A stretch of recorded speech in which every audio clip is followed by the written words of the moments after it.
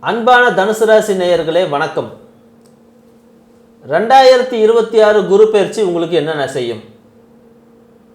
எங்கேயாவது வெளிநாடு போகலான்னு முயற்சி பண்ணிட்டு இருக்கீங்கன்னா போயிடுங்க, சூப்பரான டைம். உங்களுடைய வாழ்க்கை கீழான மட்டத்தில் இருக்க கொஞ்சம் மேல் நோக்கி போகணும் அப்படின்னு முயற்சி பண்ணிட்டு இருக்கீங்கன்னா இப்போ முயற்சி பண்ணுங்க, ரொம்ப சூப்பரான டைம். அவமானங்கள் கூடி வர்ற நேரம், அதையும் மீறி வர்ற நேரம், நிறைய விஷயங்கள் உங்களுக்கு அடுத்தடுத்து நடக்கும். சொத்து விஷயத்தில் கவனமாக இருங்க, யாரையும் நம்பாதீங்க, ஜாமீன் கையெழுத்து போடாதீங்க. குடும்பத்தில் சொத்து விஷயத்தில் ஏதாவது பிரச்சனை வந்துச்சு அப்படின்னா உட்கார்ந்து பேச பாருங்க, இல்லைன்னா அப்படியே ஆற போட்டுருங்க, அதன் மேலே எந்த நடவடிக்கையும் எடுக்காதீங்க. யாராவது ஆசை காட்டி பெரிய லாபம் வரும் அப்படின்னு சொன்னாங்கன்னா கம்முன்னு வேணாம், போயிட்டு வாப்பா ராஜா அப்படின்னு சொல்லி அனுப்பி விட்டுருங்க. சிக்கலுக்குள்ள போகாதீங்க. உடல் நலத்தில் கவனம் தேவை, குறிப்பாக வயிறு சம்பந்தப்பட்ட இடங்களில் கவனம் தேவை. உணவு செரிமான பிரச்சனை இல்லைன்னா ஒற்றை தலைவலி, இந்த மாதிரி சிக்கல்கள் வரும். மனம் பேராசையை நோக்கி போகும், சபலத்தை நோக்கி போகும்.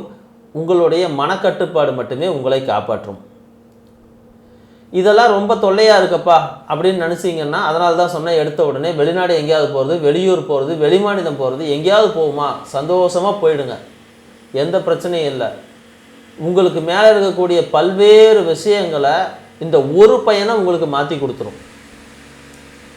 நீங்கள் வேலை செய்கிறது ஒரு கம்ப்யூட்டர் கம்பெனியாக இருக்குது, இல்லைன்னா மார்க்கெட்டிங் கம்பெனியாக இருக்குது, ஃபைனான்ஸ் கம்பெனியாக இருக்குது அப்படின்னா உங்களுக்கு நிறைய முன்னேற்றங்கள் வரப்போகுது அப்படின்னு அர்த்தம். கல்வி சொல்லி கொடுக்குறீங்க, கன்சல்டிங் சொல்லி கொடுக்குறீங்க அப்படின்னாலும் உங்களுக்கு ஒரு முன்னேற்றம் ரெடியாக இருக்குது. எந்த இடத்துல இருந்தாலும் பெண்கள் விஷயத்தில் கவனமாக இருங்க. கோயில் பூசாரியாக இருக்கிறவங்க, சட்டத்துறையில் நீதிபதியாக இருக்கிறவங்கெல்லாம் கொஞ்சம் உஷாராக இருக்கணும். பேரை கெடுத்துடுறதுக்குன்னே ஒரு கூட்டம் சுற்றிக்கிட்டு இருக்கும், அந்த கூட்டம் உங்கள் சுற்றியே தான் நின்றுக்கிட்டு இருக்கும்.